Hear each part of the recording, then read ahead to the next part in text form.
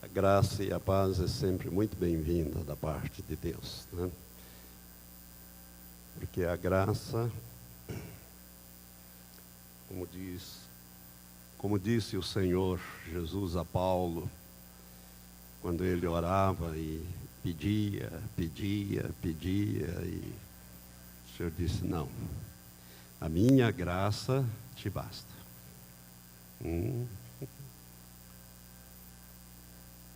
Você sabia que o apóstolo Paulo orou algumas vezes pedindo que o Senhor tirasse ele daquela aflição que ele estava? E Jesus disse: não. Ele disse que orou 3 vezes. E 3 vezes o Senhor disse: não, a minha graça te basta, porque o meu poder se aperfeiçoa na tua fraqueza. Na tua fraqueza, Paulo, eu sou forte. Agora, se você ficar muito forte, eu não posso fazer nada, mas quando você é fraco, então eu sou mais presente na sua vida. Irmãos, isso é uma verdade.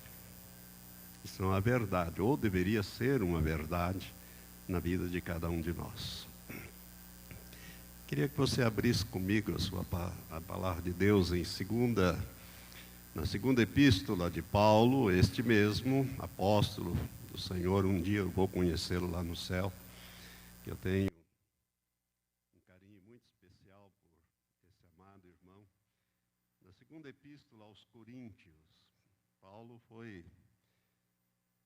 o homem que Deus usou para organizar a igreja em Corinto. Ele escreveu 2 epístolas, 2 cartas. Na segunda, capítulo 1, bem no primeiro capítulo, o Espírito Santo usa este homem para trazer uma revelação estupenda para você e eu, que eu gostaria de falar algumas coisas sobre ela. Verso 20.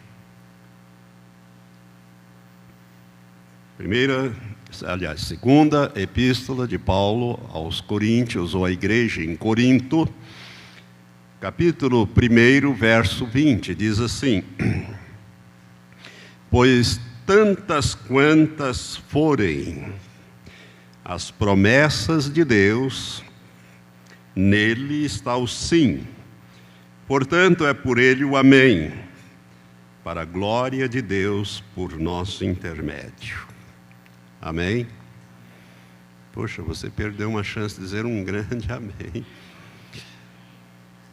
Tantas quantas são as promessas de Deus nele. Quem que é esse nele aí? Se você olhar um pouco para cima, os versículos anteriores, você vai descobrir que esse nele refere-se a Cristo Jesus. Cristo Jesus. Porque tantas quantas forem as promessas de Deus nele, isto é, em Cristo Jesus, nele está o quê? Portanto, é por ele, nele está o sim e é por ele o amém. A palavra amém significa assim seja. Então, é uma repetição do sim. Sim, assim seja. Quantas promessas existem na Bíblia? Só lendo toda a Bíblia para você descobrir. E se você for curioso, você vai anotando. Uns dizem que 8.000 promessas, outros um pouco mais. Tem um teólogo, cujo nome está me faltando, um teólogo americano, ele diz que são cerca de 30.000 promessas na Bíblia. Então você pode imaginar um grande supermercado, um hipermercado com 30.000 itens à sua disposição. Tudo bem arrumadinho. Irmãos, eu tenho uma dificuldade de fazer compra, porque eu nunca fiz compra na minha vida, compra de mercado. E às vezes eu vou com a Elizabeth comprar e eu fico admirado. Ela vai certinho, tá, isso aqui, tal, isso aqui. E aí eu pergunto: por que você está comprando isso? É por causa disso ou por causa daquilo? Aqui tem que estar assim, ali tem que estar. Eu falei: que favor, que serviço extraordinário faz a minha mulher, mas só se você for lá junto para você saber, senão o homem não vai saber, não. O homem pensa que ela está até gastando demais, né? Comprando o que não devia, ou coisa dessa natureza, mas é uma coisa extraordinária. Mas a palavra de Deus está nos dizendo aqui acerca das promessas de Deus. E eu quero falar com você hoje, não sobre as promessas propriamente dito, porque elas são muitas. Mas eu quero falar com você sobre como receber essas promessas. Você está interessado em receber as promessas de Deus? Você está fazendo uma campanha, não está? Sua campanha tem que estar baseada numa promessa. Se você achar essa promessa na Bíblia, você pode ter certeza de que é Deus que prometeu. Se Ele prometeu, a palavra está dizendo, tantas quantas forem as promessas, nele, Jesus Cristo, está o sim, e é por Ele o assim seja, o amém. Amém? Então você tem que saber se a sua promessa está na Bíblia. Se ela estiver, você vai aprender. Então, como é que nós podemos obter as bênçãos de Deus? Nós estamos iniciando o ano 2017, hoje é a segunda quarta-feira, né, deste ano, e coube-me, né, ministrar a palavra hoje. Eu queria então compartilhar com você, com os irmãos, as irmãs, 4 maneiras por meio das quais nós podemos ou recebemos as promessas de Deus.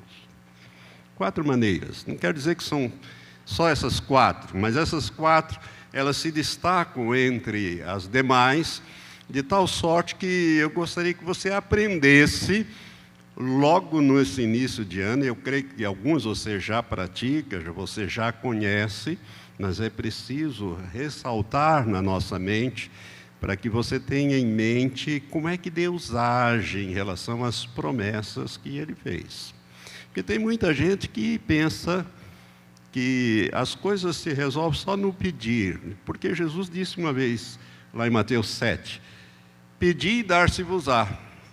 Então a turma diz, bom, é só pedir que Deus dá. Você pede, pede, pede, pede, e Deus não dá. E aí o que você faz? Você desiste, não é? E às vezes até murmura. Então, irmãos, existem coisas que nós precisamos aprender na Bíblia. Deus tem princípios, Ele age por princípios na sua palavra. Ele age, então, de algumas maneiras que nós precisamos aprender para a gente receber as promessas de Deus. Em primeiro lugar, ou a primeira coisa que eu gostaria de dizer para você. Olha aqui para mim.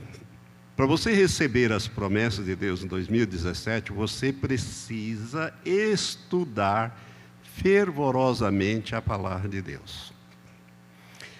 Se você não conhece as promessas, como é que você vai pedir?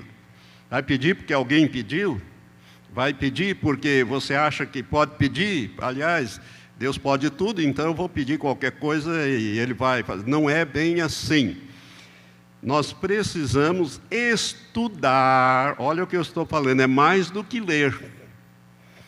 É um ler meditando, é um ler remoendo, ou ruminando, para usar uma linguagem própria. O meditar ali é no sentido de ruminar, como o boi faz. Ele vai, come capim. Depois, ele, se tiver uma árvore, ele vai lá, fica embaixo da árvore, deita e fica fazendo o quê? Ruminando. Ele está processando aqueles 40 quilos de capim que ele come por dia. Sabia que um boi normal consome 40 quilos de capim? Depois diz que verdura não engorda, né? Ou verde não engorda. Capim engorda sim, pelo menos o boi engorda. Não sei se é a gente, mas o boi engorda, né? Mas a palavra ruminar ali, que nós conhecemos bem, é o meditar, é o extrair.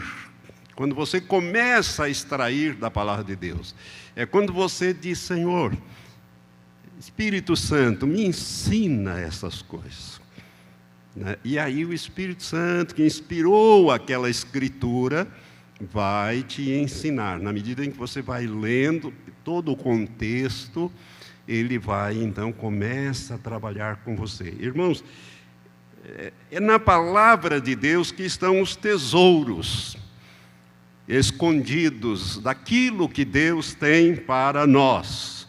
Ali estão, então, contidas todas as promessas de Deus, estão ali, na palavra de Deus.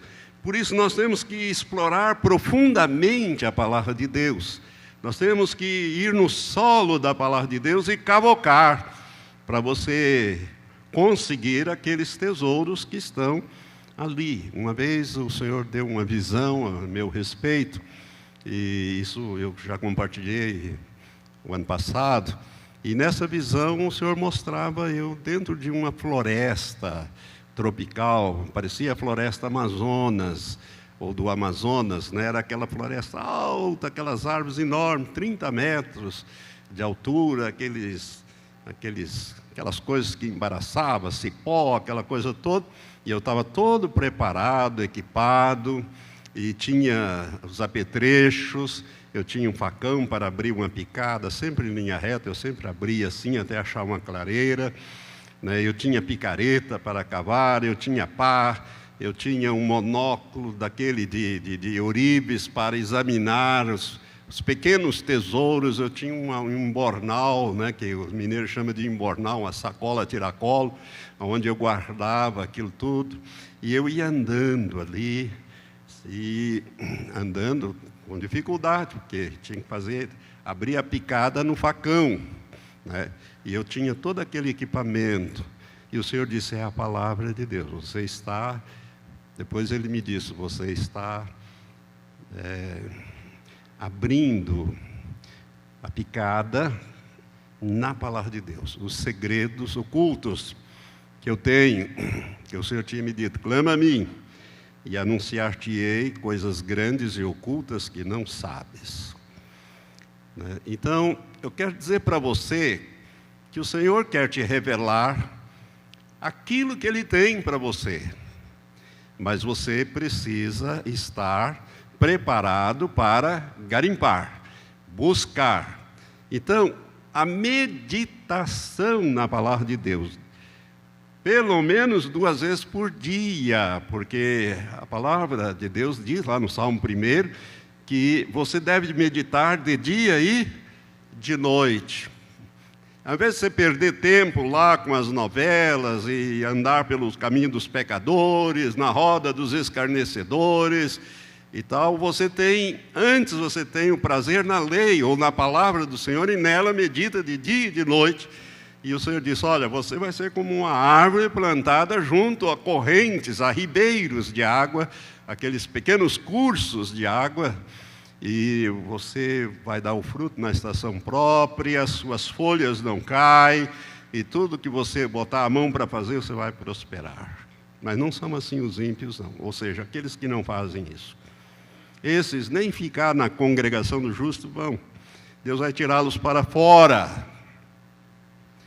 Mas se você quer prosperar, você precisa, em primeiro lugar, estudar fervorosamente, com empenho, a palavra de Deus. Irmãos, há uma historinha contada que achei muito interessante, né? Que uma menina, um dia olhou, estava com a mãe na sala, e olhou para a estante de livro, e ela viu um exemplar da Bíblia colocada lá. Daí ela diz, mamãe, de quem é este livro? E assustada com a pergunta da filha, a mãe disse, você não conhece? Querida, você não sabe? Este é o livro de Deus. Daí ela olhou bem na mamãe, nos olhos da mamãe, e disse assim, e você não acha que nós devemos devolver este livro para ele? Aqui em casa ninguém lê esse livro.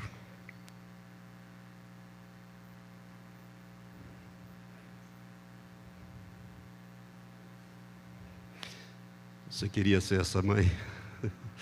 De jeito nenhum. Aqui em casa ninguém lê esse livro. Você não acha que nós deveríamos devolver este livro para ele? Quer dizer, a menina não entendeu bem a história, mas o fundamento você sabe, você está entendendo bem, né? Afinal, como é que nós podemos conhecer a vontade de Deus, inclusive para nós, as promessas para nós, se nós não buscarmos nas páginas da Sagrada Escritura? Irmãos, nós estamos começando o ano. Há um plano de leitura que você pode ler a Bíblia. Aquele plano de leitura é para você ler a Bíblia. Eu estou falando de algo mais profundo que uma leitura, né? Ao invés de você só ler, aprenda a meditar. E começa lá no Evangelho de João, no Novo Testamento. O melhor lugar para você começar a ler a Bíblia é no Evangelho de João. Depois você volta lá no Evangelho de Mateus e passa outra vez por João, vai até o Apocalipse, e depois você vai no Antigo Testamento. O Antigo Testamento são sombras das coisas já realizadas no Novo Testamento. Para você entender o Antigo, você precisa do Novo, para você entender bem. Mas preste então atenção nisso, porque as promessas de Deus, elas estão garantidas em Jesus Cristo. Não é isso que a Bíblia diz? Por isso que o Velho Testamento aponta para Jesus, ele tem um ponto focal, aponta para o Messias, para a vinda do Messias. E o Novo Testamento já aponta o Messias, ou seja, o Filho de Deus entre nós. Então, a primeira condição, ou maneira para você ser abençoado com qualquer promessa contida na Bíblia, eu quero dizer para você que você precisa meditar na palavra de Deus, de dia e de noite, 2 vezes por dia, de preferência, dando uns horários em que você não vai dormir. Tem gente que vai na hora de dormir, aí você começa a ler e começa a ficar sonolento, né? Melhor hora é logo cedo, quando você está desperto, e também hora que você ainda está com bastante energia, na parte da tarde ou da noite, para você meditar na palavra de Deus. Então, em primeiro lugar, você e eu precisamos, né, fervorosamente meditar, estudar a palavra de Deus. E em segundo lugar, para você receber as promessas de Deus, você e eu precisamos e devemos esperar pacientemente. E aqui a coisa vai pegar. Esperar pacientemente. Na quarta-feira e na quinta-feira nós temos a campanha da oração do Me Dá e Recebe, imediatamente. Que campanha nós fazemos mesmo? Da oração perseverante. Esperar com paciência. Irmãos, o que a Bíblia fala de Abraão? E eu queria que você abrisse sua Bíblia em Hebreus, capítulo 6, verso 15. A Bíblia diz em Hebreus, capítulo 6, verso 15, acerca do patriarca Abraão. E diz ele, a palavra de Deus, assim, no verso 15 do capítulo 16. E assim, tendo Abraão esperado com paciência, alcançou a promessa. Abraão é o pai da fé, né? Não é o autor da fé, mas ele é tido como pai da fé. Abraão é um personagem muito importante no Antigo Testamento, ele é citado também no Novo Testamento várias vezes. Mas Abraão é o único homem que a Bíblia diz que Deus falou dele. Abraão, meu amigo. É o único homem que Deus chamou de amigo. Jesus, ele chamou os seus discípulos de amigo, bem no final, né? No final ele diz, já não falo com vocês como servos, mas como amigos. Mas Deus, o Pai, não tem na Bíblia outro personagem, nem mesmo Moisés foi chamado de amigo de Deus. Mas Abraão, Deus disse, eu vou ocultar o que eu estou para fazer a Abraão, meu amigo. Amigo de Deus, amigo do Deus Todo-Poderoso, Abraão, irmãos, recebeu uma promessa. A Bíblia fala que Deus disse: olha, você é estéril, sua mulher também é estéril, e eu vou dar um filho para vocês. E quando Deus fez essa promessa, Abraão já estava mais da minha idade, ele tinha 75 anos, mais velho que eu, quando ele fez essa promessa. Sara, você pode imaginar eu e Elizabeth? Então imagine eu e Elizabeth, o Abraão e a Sara. A Sara tinha 65 anos. Já não tinha mais as regras menstruais, já tinha, como diz a Bíblia, cessado o incômodo das mulheres. Aquela coisa, né, regras menstruais. Já não havia mais. Além disso, era estéril. E aí Deus faz a promessa para Abraão e diz: olha, eu vou abençoar todas as famílias da terra através da tua descendência. E Abraão fica todo feliz e faceiro, bom, a coisa vai acontecer, né? E nada, e nada, e nada, e nada, e os anos vão passando. 25 anos depois é que Deus vai cumprir as promessas. Irmãos, que coisa tremenda. Então, o que esse texto nos diz aqui, nesse verso de Hebreus 6,15? E assim, tendo Abraão esperado com paciência, alcançou a promessa. Deus só vai cumprir essa promessa 25 anos depois. E no meio do caminho, Sara e Abraão resolveram dar uma mãozinha para Deus e a coisa complicou de vez. A consequência está até hoje aqui. Entre os filhos de Israel e os filhos de Ismael. Ismael é filho da escrava, Abraão com a escrava Agar, que são os árabes. Os árabes. E Isaac é o filho da promessa. Ou seja, em Isaac será chamada a tua descendência. Não era em Abraão, é em Isaac. Para deixar bem claro as coisas, né? Então nós temos que aprender então que quando recebemos uma promessa de Deus, nem sempre ela vai se cumprir no dia seguinte ou logo.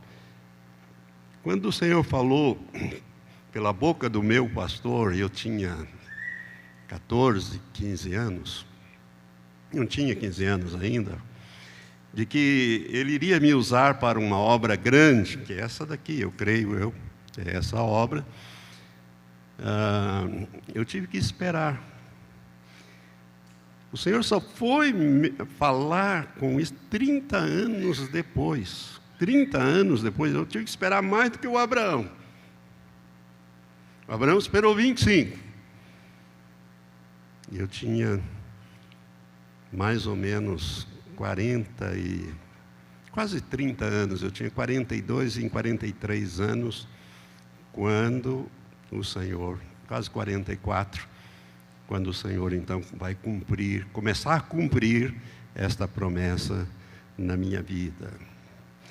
O Salmo 40, ele diz assim: esperei com paciência no Senhor, e Ele ouviu o meu clamor.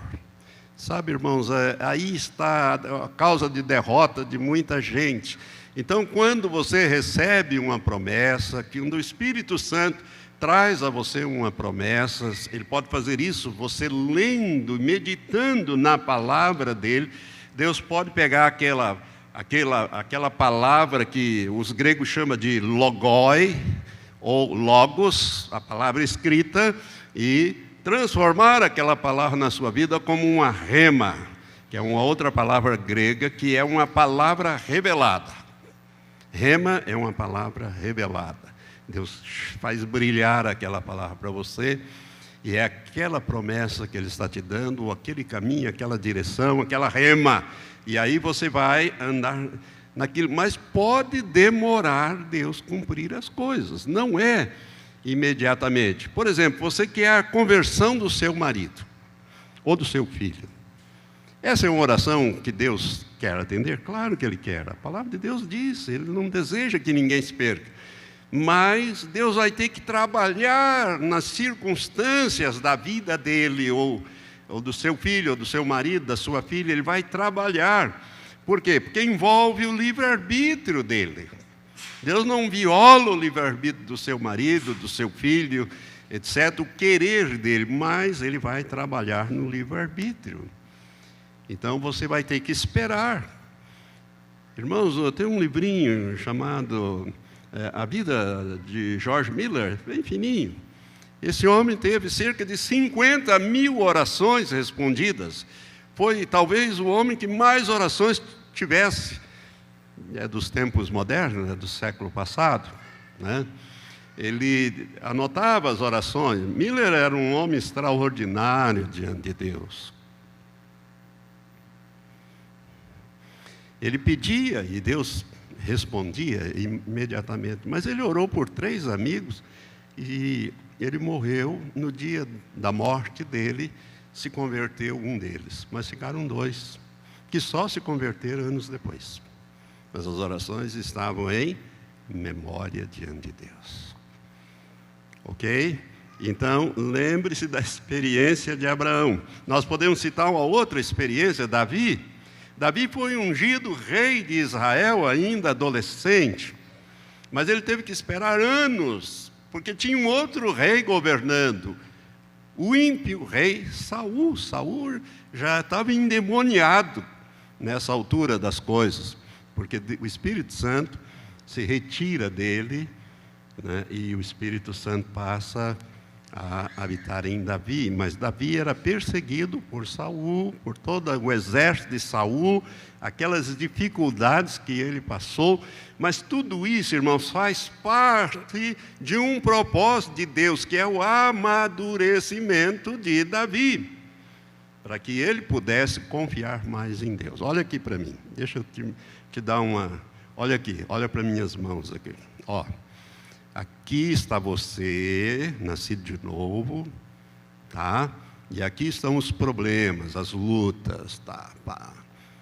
Juntinhos aqui, né? Você nasceu de novo, cresceu um pouquinho. Glória a Deus, aleluia. Eu estou fazendo e acontecendo. Estou por cima da carne seca, tal. Aí lá vem as dificuldades, pá. Sobe, Satanás dá um upgrade, né, pastor, que vocês falam, né? Nas tribulações, e você, ai, Senhor, ai, Senhor, ajuda, e vai orando. Deus não faz isto, irmãos, ó. Ele não tira a tribulação. O que Ele faz? Ele põe você para cima. Quando vem a tribulação, nós temos que crescer na luta. Aí você busca mais a Deus, você lê mais a Bíblia, você ora mais, você cresce. E aí daí passa mais um tempo nadando em bênção, mas passa mais algum tempo, lá vem outra vez. E assim você vai, assim você vai. Deus usa isso aqui para fazer você crescer em intimidade com Ele. Por isso é besteira você querer orar, diz o Senhor. O que Paulo fez. Paulo tinha um espinho na carne, um mensageiro do diabo, todo dia esbofeteava ele, e ele já não aguentava mais. Ele disse: Senhor, tira esse espinho da minha carne.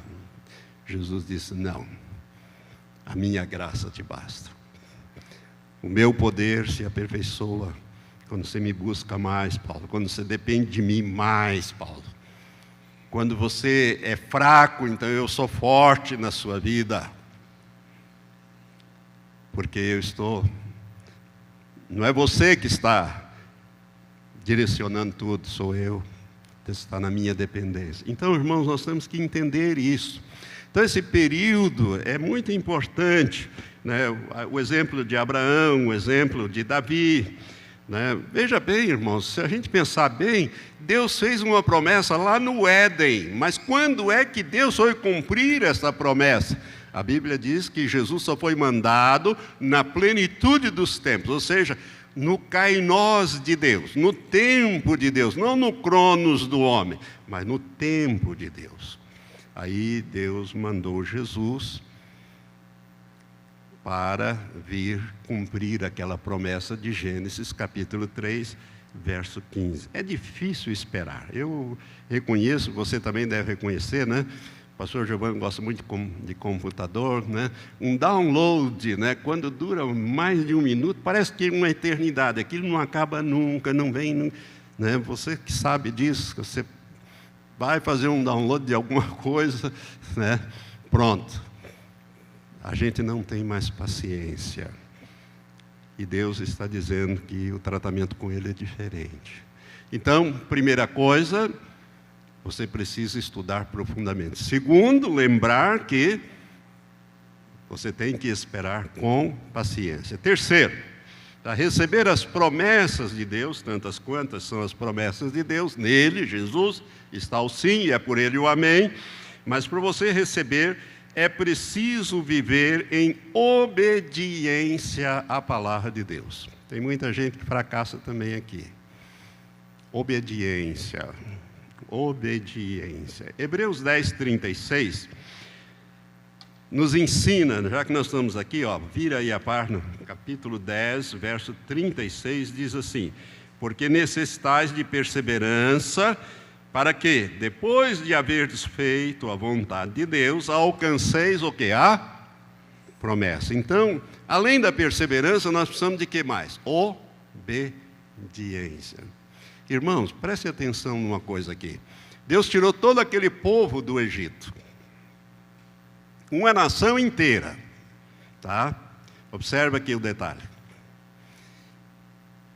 Nós não sabemos quanto, mas a maior parte ficou no deserto. Ele não conseguiu botar dentro da terra prometida. De 20 anos para baixo, Deus disse: olha, eu vou considerar, de 20 anos para baixo vai entrar. De 20 anos para cima, só 2 entraram daquela geração. Só Josué e Caleb. Nem o Moisés e nem o Arão. Ficaram fora, morreram também no deserto. Se você ler a palavra de Deus. E por quê? Se você ler Hebreus, você vai entender. Essa epístola aos Hebreus, escrita provavelmente pelo apóstolo Paulo, que é profunda demais para ser, né? Mas o apóstolo Paulo, provavelmente ele escreveu e ele vai explicar que eles tinham a promessa, mas faltou uma coisa. Junto com a promessa, faltou a quarta coisa, que é a fé. Preste atenção, então. Então, nós precisamos de algumas coisas para você entender bem isso aqui. Faltou, então, a fé. Eles tinham a promessa. Que promessa que eles tinham? De ir para uma terra que mana leite e mel.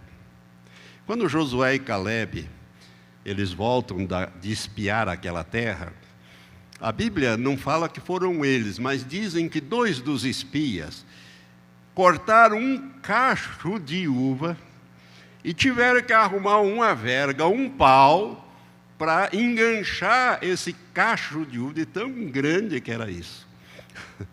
Irmãos, esses dias atrás, um irmão aqui, marido da irmã Maria das Graças, irmão Porto, me deu uma manga desse tamanho, sem exagero. Eu não mandei ainda as fotos, mas eu medi, ela tem 26 centímetros.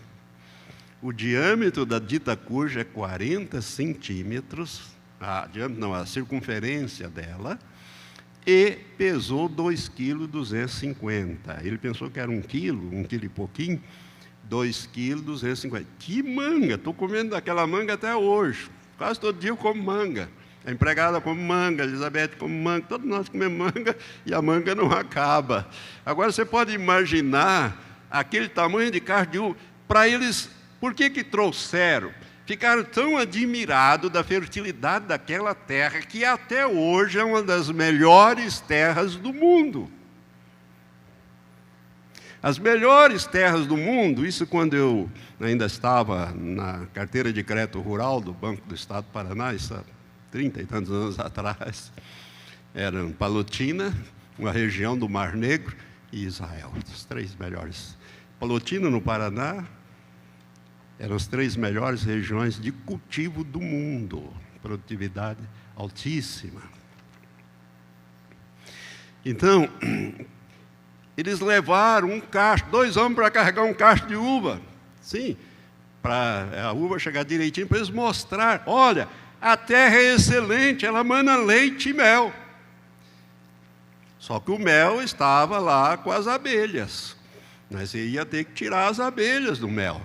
E o leite estava na teta das vacas, você ia ter que ordenhar a vaca. Não era chegar lá e ter a mesa pronta. Tinha os gigantes para resolver, para tirar. E o povo, como sempre, olha para as circunstâncias e não o Deus que faz a promessa. Por isso, a fé é o 4º elemento para você receber as promessas de Deus. Você precisa conhecer profundamente a palavra de Deus para saber quais são as promessas que você tem e pode reivindicar.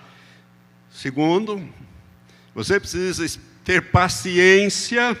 Muitas vezes é no tempo de Deus, não é no nosso tempo.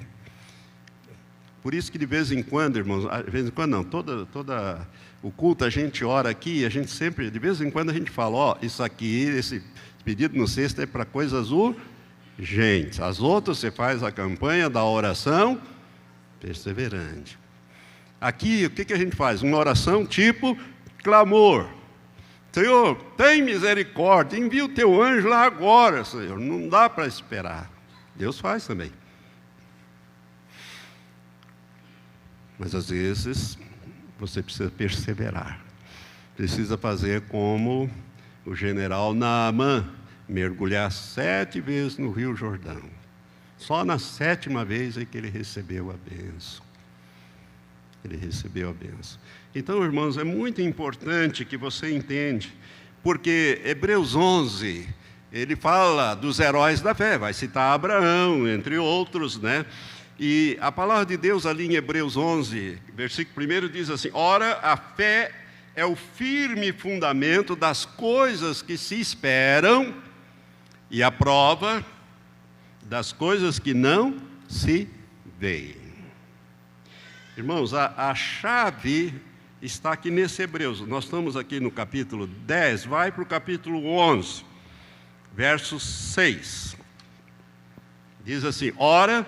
O que está escrito aí? Ó, lê a tua Bíblia. Se você nem traz a Bíblia, eu fico admirado, irmão.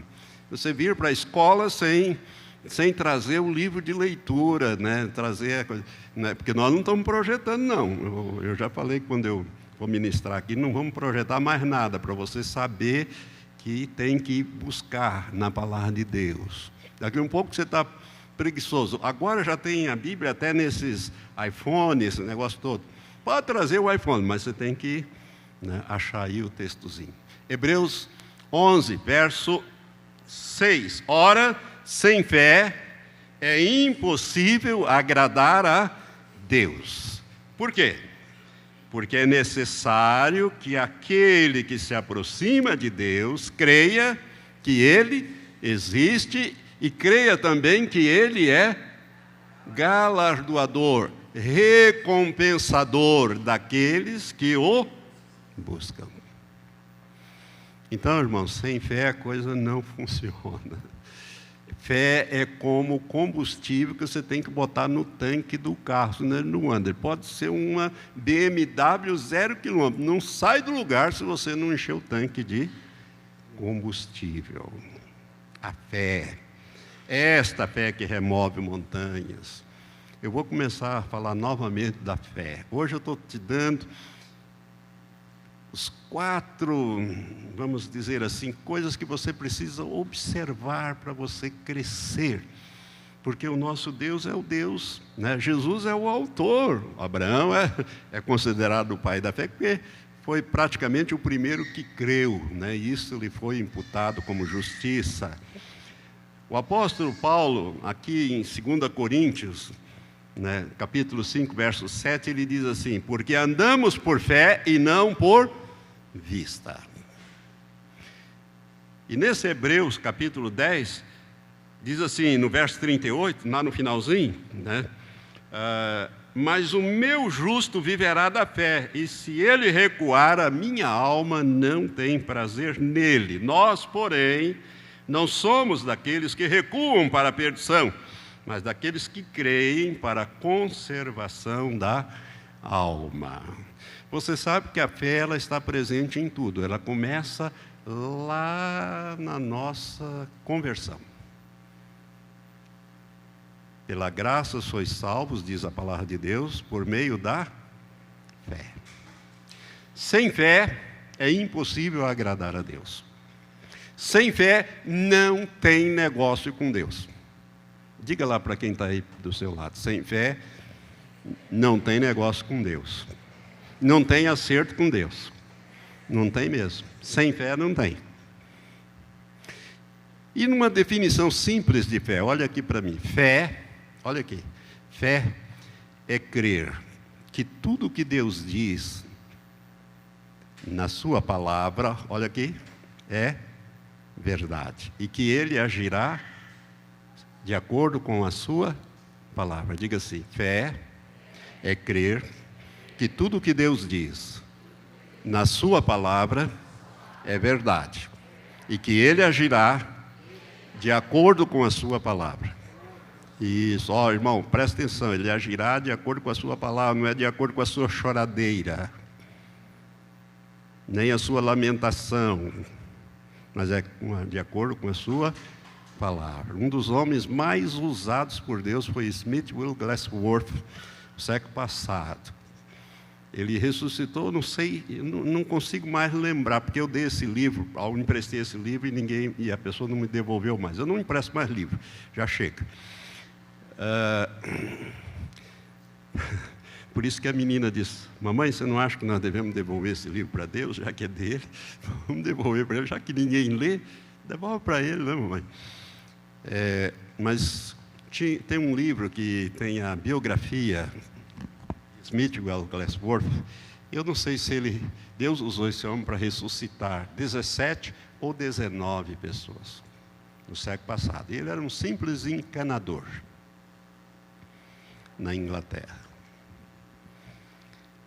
Um homem que Deus operava maravilhas na vida dele. Smith, ele dizia assim, eu não me guio pelo que eu vejo. Também não me guio pelo que eu sinto. Estou sentindo os arrepios aqui. Eu não me guio pelo que vejo. Eu não me guio pelo que eu sinto, mas eu me guio pelo que eu creio. Fé. Fé. Fé tem um firme fundamento. O firme fundamento é a palavra de Deus. Fé não é um negócio assim que vai para lá, vem para cá. Ela pode até variar. E fé Deus já te deu. Se você nasceu de novo, você tem fé.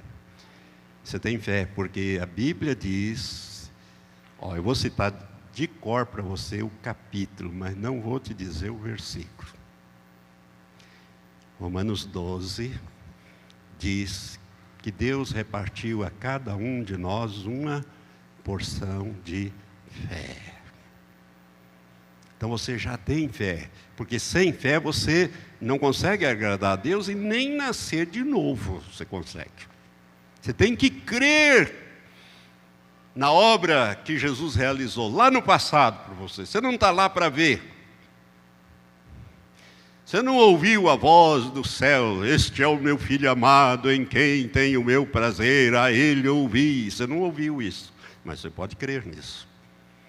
Você pode acreditar que Jesus realmente era quem ele diz que era. Então, irmãos, fé, ela é a chave para tudo. Mas a fé também, sem a palavra, sem o conhecimento da palavra, não vai funcionar. Como é que vem a fé? É por muito jejum, muita oração, muita consagração? Não. Nós sabemos que a fé está lá em Romanos, no capítulo 10, não vou te dizer o versículo também, para você ir achar, curiosamente. Mas te dou o capítulo 10, que a fé ela vem pelo ouvir e o ouvir o que a palavra de Deus diz.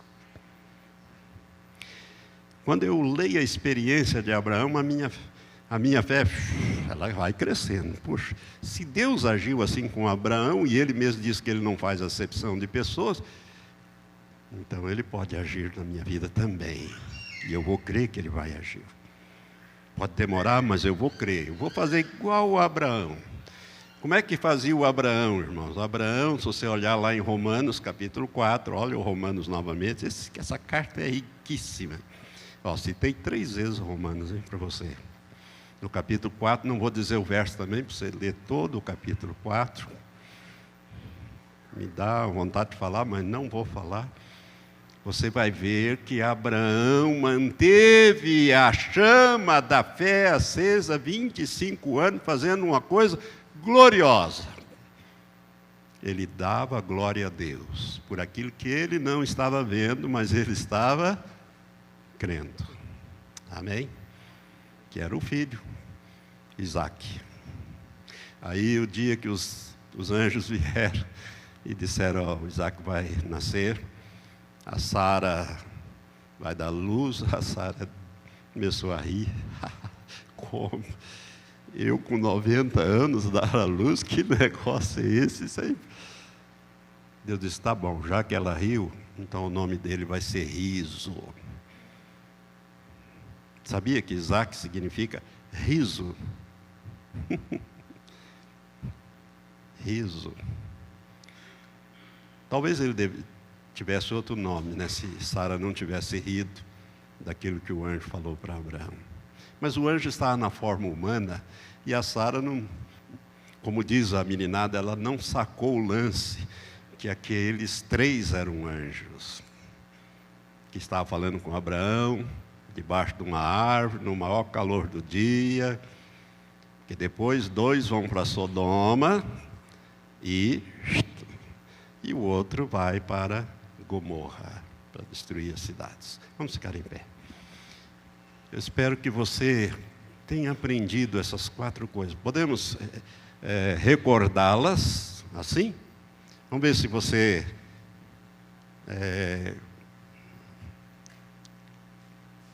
conseguiu gravar. Ó, diga assim: conhecer a palavra. Primeira condição. Isso. Diga, conhecer a palavra. É a primeira condição. Esperar com paciência. É a segunda condição. Viver em obediência. É a terceira condição. Receber pela fé. É a quarta condição. Coisa simples, né? Eu citei bastante coisa para edificar a sua fé, mas é coisa simples. Então, que 2017 seja um ano de vitória na sua vida. Irmãos, não será um ano fácil, mas será um ano vitorioso. Por quê? Quanto mais problema, mais chance para Deus agir do sobrenatural. Quanto mais dificuldade, mais você pode crescer em fé. Quando está tudo calmo, tranquilo, você deita e dorme. Mas quando você está atribulado, você busca, você vai atrás, você cresce. Se você praticar essas coisas simples que eu falei para você, você vai crescer esse ano 2017 em intimidade com o Senhor. Põe a tua mão no coração. Senhor, eu quero te agradecer nesta tarde por esses breves momentos de meditação na tua palavra. Ó Deus, a tua palavra é verdadeiramente lâmpada para os nossos pés, é luz para o nosso caminhar. Por isso, Senhor, muito obrigado pela tua palavra.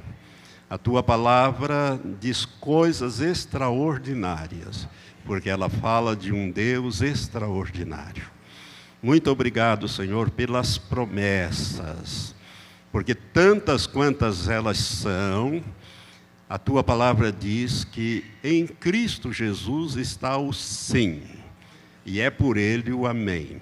Não é sim e não, pode ser, talvez, quem sabe, mas é o sim, e é por ele o amém. Muito obrigado, Pai, que esta breve meditação, feita de uma maneira muito direta nessa tarde, não volte vazia no coração desses irmãos e irmãs. Ao contrário, faça-os crescer, Senhor, na intimidade com o Senhor. Meditar mais este ano na Tua palavra, levar a sério a recomendação do Salmo 1. Ó Deus, esperar com paciência no Senhor. Ser obediente à Tua palavra e andar por fé, receber por fé, Senhor. Nós recebemos tudo do Senhor na base da nossa fé. Muito obrigado por Jesus Cristo, o autor e consumador da nossa fé, e pela experiência de salvação, de transformação que nós temos em Cristo Jesus, nosso Senhor. Quero abençoar as famílias aqui representadas, Senhor, com a presença do Senhor na nossa vida. Em nome de Jesus, amém. Graças a Deus. Eu tenho certeza, vou pregar essa palavra amanhã, mas ela vai sair diferente. Não sai igual.